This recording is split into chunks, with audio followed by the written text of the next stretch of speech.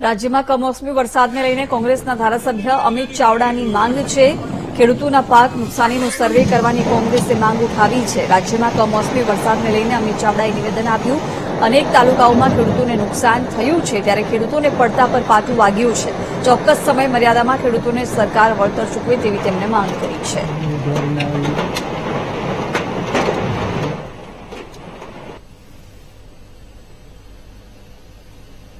થયો છે એનાથી ઉનાળુ પાકને ખૂબ મોટું નુકસાન થયું છે। ત્યારે સરકાર પાસે અમારી માંગણી છે કે તાત્કાલિક સર્વે કરવામાં આવે। કૃષિ વિભાગ હજુ એમ કહી રહ્યું છે કે 4 દિવસની આગાહી છે, ત્યાર પછી અમે સર્વે કરાવીશું।